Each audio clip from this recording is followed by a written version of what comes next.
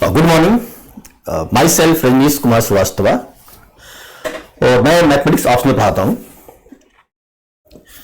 मैं आज जो है डिस्कस करूंगा जो पेपर 1 2022 में आया था उसका रिव्यू कि बेसिकली क्वेश्चंस कहां से आए थे और कैसे क्वेश्चंस थे और जो 2023 में जो हमारे इंपॉर्टेंट टॉपिक्स हैं इसके करस्पॉन्डिंग वो क्या क्या हो सकते हैं और 2023-24 में मेंस ऑप्शनल में क्या क्या चीज पूछे जा सकते हैं।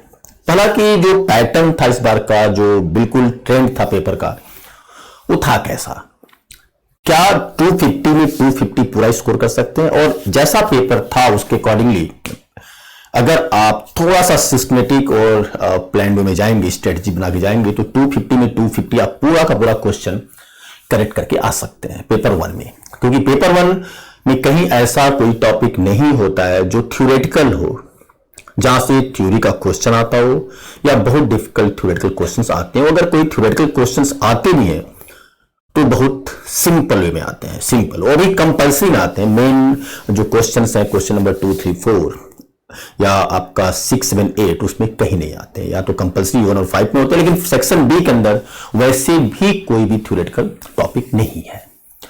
तो सबसे पहले कि हमें पढ़ना कौन कौन से टॉपिक है इस पेपर 1 के सेक्शन ए और सेक्शन बी में आपके पास कितने टॉपिक्स हैं, कितने सब्जेक्ट्स मैथमेटिक्स के अंदर कितने पेपर हैं जो आप पढ़ेंगे। तो सबसे पहले अगर हम बात करते हैं तो अगर देखते हैं तो पेपर 1 में हमको क्या क्या पढ़ना है, कौन कौन से पेपर होते हैं, कोर्स होते हैं, कंटेंट होते हैं पेपर वाइज। तो सबसे पहले आपका 1 इज मैट्रिसेज, अलग अलग कर लो। मैट्रिसेज एंड लीनियर अलजेब्रा है तो आप इसको अलग अलग कर लो। मैट्रिसेज एक कर लो और लीनियर अलजेब्रा एक कर लो।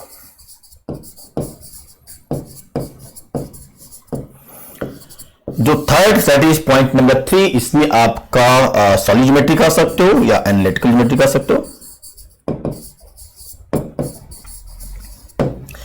फोर्थ आपका कैलकुलस, कैलकुलस में 2 कर सकते हो आप, डिफरेंशियल कैलकुलस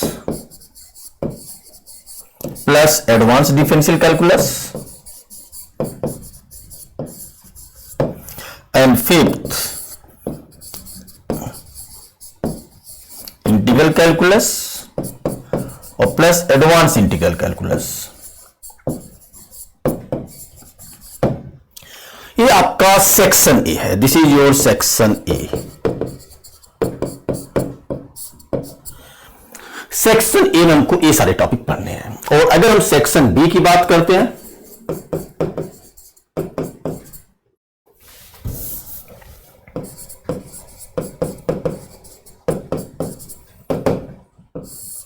तो इसके अंदर आपका फर्स्ट ऑर्डिनरी डिफरेंशियल इक्वेशन,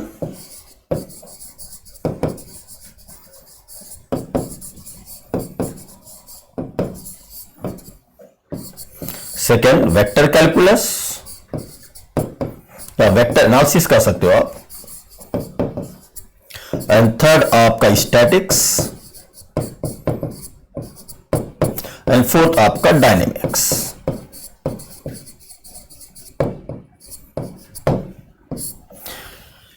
ये आपके पेपर 1 के सिलेबस है, मतलब आप कह सकते हो पेपर है जो हम कॉलेज गोइंग स्टूडेंट्स जो पढ़ते हैं, कॉलेज में हम पढ़ते हैं या बीटेक में भी 1-2 टॉपिक छोड़ करके हम सारा पढ़ते हैं, राइट। तो ये इस बार का जो अगर हम रिव्यू करें पेपर का तो बड़ा सिस्टमेटिक आया था, बहुत सिस्टमेटिक। और जनरली अगर सफलिंग करते हैं पेपर को तो सफलिंग इस बार बहुत प्रॉपर किया था। प्रॉपर सफलिंग का मतलब होता है कि ऐसा नहीं था किसी से 2 पार्ट पूछ दिया था, ऐसा नहीं था किसी से बिल्कुल क्वेश्चन ही नहीं पूछा था। जैसे 2018 का पेपर था, 18 का पेपर था जिसमें स्टैटिक्स और डायनेमिक्स को बिल्कुल नहीं पूछा था। नहीं, ऐसा नहीं है इस बार। बिल्कुल आपका अगर फर्स्ट में क्वेश्चन नंबर 1 की बात करें तो क्वेश्चन नंबर 1 के अंदर जो 5 कंपल्सरी क्वेश्चंस होते हैं, 10-10 मार्क्स के जो क्वेश्चंस होते हैं, अगर आप पेपर उठा करके देखेंगे तो फर्स्ट पार्ट आपका लीनियर अलजेब्रा का था, मैट्रिसेज बिल्कुल नहीं था। फर्स्ट पार्ट आपका लीनियर अलजेब्रा का थ्योरम, वो बेसिस का कि अगर डायमेंशन के इक्वल अगर कोई भी सेट जितना डायमेंशन है उतने ही एलिमेंट से अगर लीनियरली इंडिपेंडेंट है तो बेसिस फॉर्म करता है, या जितना डायमेंशन है उतने ही एलिमेंट से स्पैनिंग करता है तो बेसिस फॉर्म करता है, और अगर बेसिस फॉर्म करता है तो लीनियरली इंडिपेंडेंट होगा अगर डायमेंशन जितना है उतने एलिमेंट से बेसिस फॉर्म करता है। तो सिंपल सा क्वेश्चन था। एक क्वेश्चन थोड़ा सा अगर आप कहो तो लैंग्वेज में लिखना है, अदरवाइज कोई क्वेश्चन ऐसा नहीं था जो पेपर में आपको कोई थ्योरेटिकल लैंग्वेज लिखना था। अगर इसका बी पार्ट की बात करते हैं तो बी पार्ट जो आपका आया था बिल्कुल स्ट्रेट फॉरवर्ड क्वेश्चन होता है, लीनियर ट्रांसफॉर्मेशन का क्वेश्चन होता है। एलटी के थ्रू डिफाइन करते हैं कि फाइंड T5 6 TAB, अगर दो मैपिंग एक मैपिंग एलटी दिया होता है उसमें T of AB, T of 1 2, T of 2 3 इसकी वैल्यू दिया था, और T ऑफ 5 6।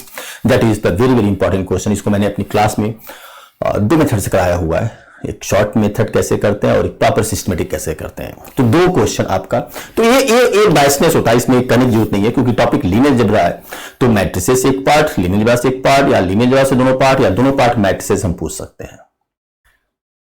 जो सी पार्ट था वो आपका डिफरेंशियल कैलकुलस से था। डिफरेंशियल कैलकुलस में limit, continuity, differentiability, rules, LMB, Cauchy, ये आपके जो टॉपिक हैं ये पेपर 1 में भी आ जाते हैं, पेपर 2 में भी आ जाते हैं।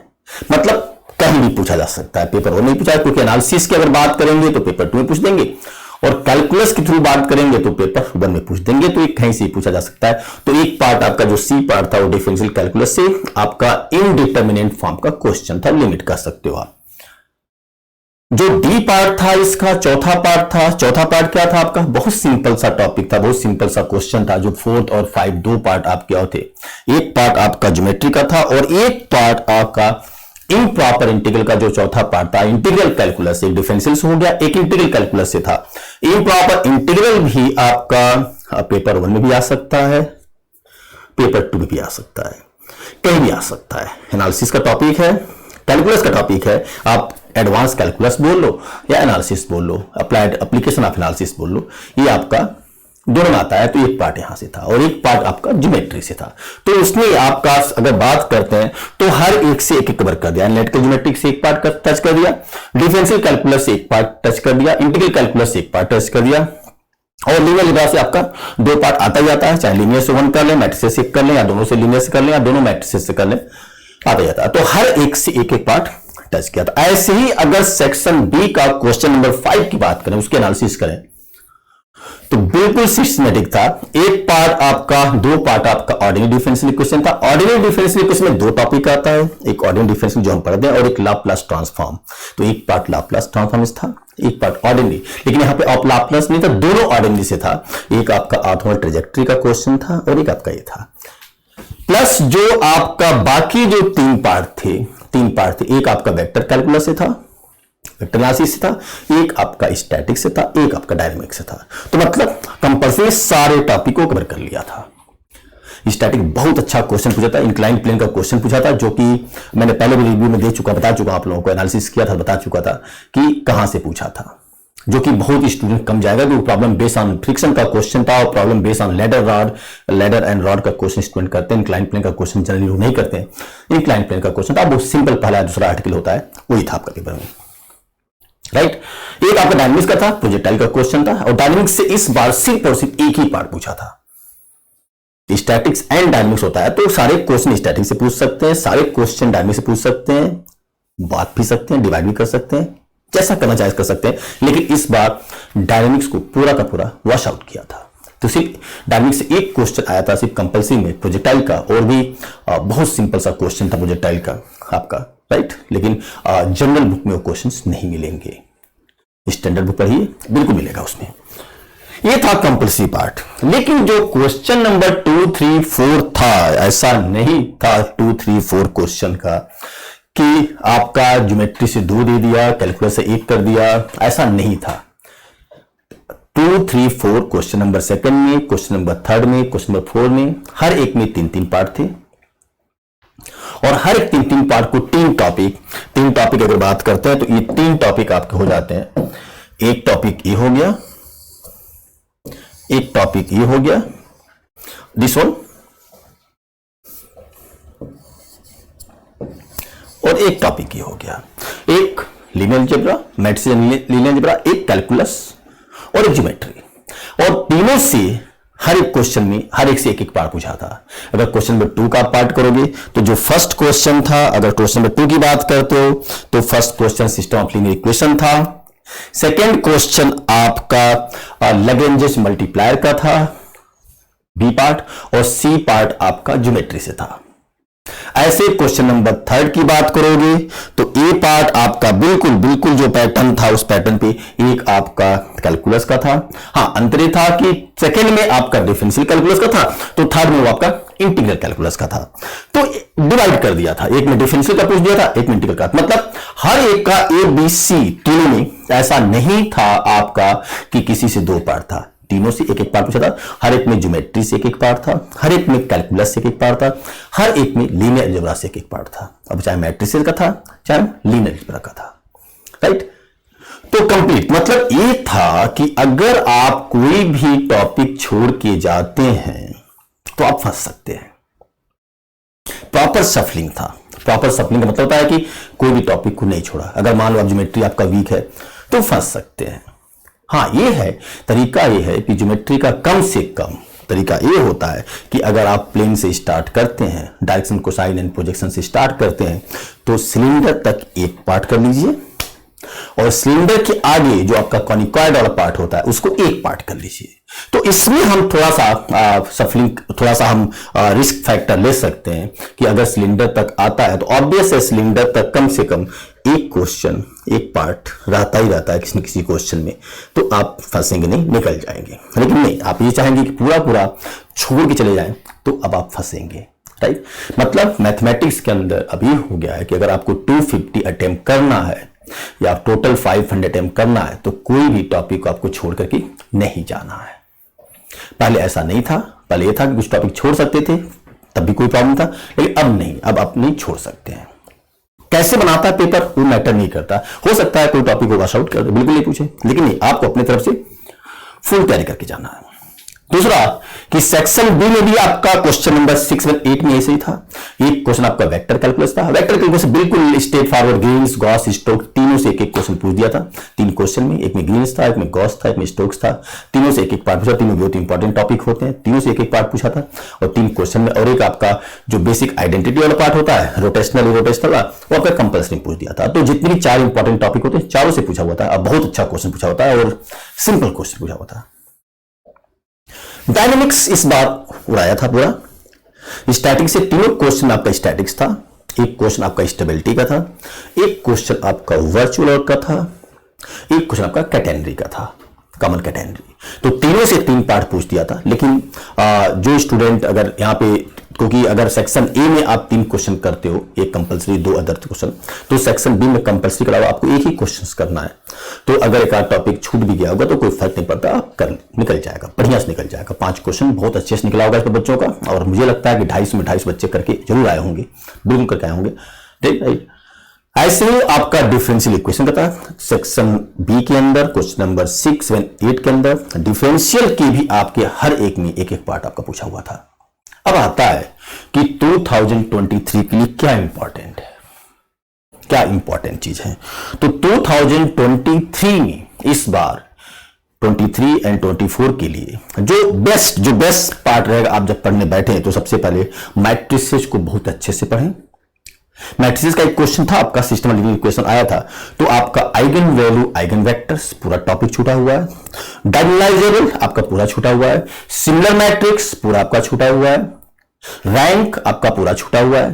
तो ये 4 टॉपिक बहुत इंपॉर्टेंट है, दैट इज द, और system of linear equation compulsory में आ सकता है। अब मेन कोर्स में नहीं आएगा, कंपल्सरी में आ सकता है।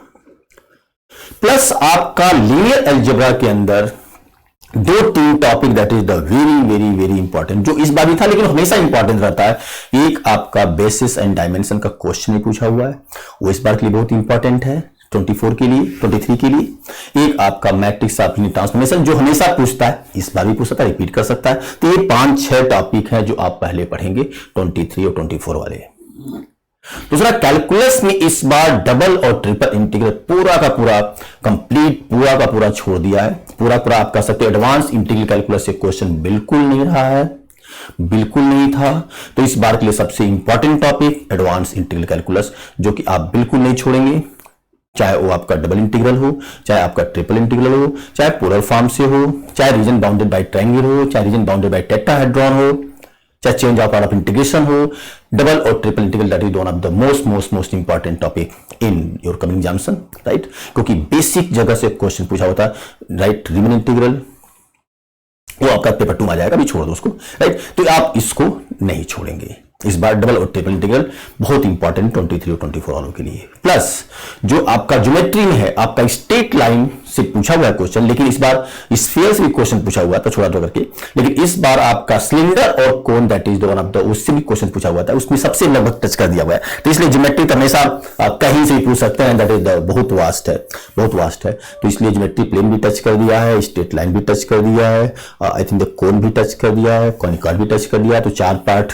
आपका 4 पार्ट था, 4 चैप्टर को टच कर दिया है, ठीक है। तो ये 4 चैप्टर इंपॉर्टेंट होते हैं, कोन होता है, स्फीयर होता है, 4-5 क्वेश्चन चैप्टर इंपॉर्टेंट होते हैं, हर से पूछा होता है, इससे इसे रिपीट करेगा। तो इसलिए इसमें ज्योमेट्री में कोई चीज छोड़ने की जरूरत नहीं है, जो आपने पढ़ा हुआ सब ठीक है, राइट।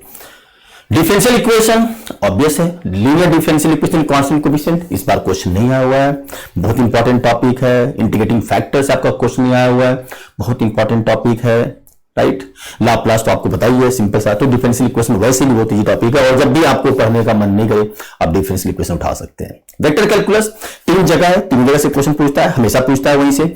आइडेंटिटी इस बार पूछेगा, बिल्कुल 23-24 में वेक्टर आइडेंटिटी, जो आपका 8 आइडेंटिटी है, वहां से क्वेश्चन नहीं आया, तो इस 8 आइडेंटिटी से आपको क्वेश्चन बिल्कुल पूछ सकता है। डायनेमिक्स बहुत इंपॉर्टेंट है। स्टैटिक्स और डायनेमिक्स के लिए वैसे भी मैं स्टूडेंट्स को लास्ट टाइम भी स्टूडेंट बोला था कि देखो 6 चैप्टर आप बिल्कुल छोड़ के नहीं जाएंगे। अगर ये 6 चैप्टर आपको आता है स्टैटिक्स और डायनेमिक्स मिला करके, तो कभी भी पेपर डायनेमिक्स का नहीं खराब होता है। मतलब जो स्टैटिक्स डायनेमिक्स से जो स्टूडेंट डरते हैं वो कभी नहीं खराब होगा। आप वर्चुअल वर्क 1 चैप्टर, स्टेबल और unstable equilibrium 2 chapter, friction 3 chapter, constraint motion dynamics में 4 chapter, central orbit 5 chapter, elastic string SHM elastic string 6 chapter, rectilinear motion 7 chapter, and 1 is work power energy. अगर आपका ये मतलब अगर 6 चैप्टर की बात कर लेते हैं, constant motion, central orbit, SHM elastic string 3, and friction, stability and virtual work 6, ये 6 चैप्टर अगर आपका तैयार है तो आपका सेक्शन बी का क्वेश्चन बिल्कुल नहीं छूटेगा। +1 इज प्रोजेक्टाइल, तो प्रोजेक्टाइल हमेशा आपका पूछा हुआ लगातार, तो हो सकता है नेक्स्ट प्रोजेक्टाइल को वॉश आउट करे, बाहर निकाले, उससे क्वेश्चन नहीं पूछे, लेकिन छोटा टॉपिक होता है, आपका कभी भी डाल सकता है। लेकिन अगर आप नहीं भी करेंगे तो थोड़ा सा रिस्क फैक्टर ले सकते हैं, क्योंकि नेक्स्ट ईयर के लिए प्रोजेक्टाइल इंपॉर्टेंट नहीं है, क्योंकि 2 साल से लगातार 3 साल से पूछ रहा है प्रोजेक्टाइल से, तो अब उसको हटाने की कोशिश करेगा। तो ये सब सारे आपके क्वेश्चन है, टॉपिक है, पैटर्न है, जो आप करेंगे और थोड़ा सा सिस्टमेटिक और प्लान वे में आप पढ़ेंगे। अब आता है क्वेश्चन कि सबसे पहले अगर सारा सिलेबस आपने पढ़ लिया है और आपको रिवीजन करना है, तो इंपॉर्टेंट पॉइंट ये है कि सबसे पहले किस टॉपिक को हमको पढ़ना चाहिए, कहां से स्टार्ट करना चाहिए, किसको पढ़ना चाहिए, पहले किसको पैरेलल में पढ़ना चाहिए। तो तरीका ये है कि सबसे पहले इसमें जो सबसे जो इंपॉर्टेंट टॉपिक कह सकते हो या आप इजी टॉपिक कह सकते हो, जो आपको सबसे पहले पढ़ना चाहिए, वो है कि ऑर्डिनरी डिफरेंशियल इक्वेशन को यहां से उठाओ एक, और यहां से आप मैट्रिसेस और लीनियर अलजेब्रा एक टॉपिक यहां से उठाओ। तो 2 फायदा हो जाएगा कि आपका, क्योंकि सबसे पहले मैट्रिसेस पढ़ लो, मैट्रिसेस लीनियर अलजेब्रा में से कोई भी उठा लो, क्योंकि मैट्रिसेस के बिना लीनियर अलजेब्रा चलता नहीं है।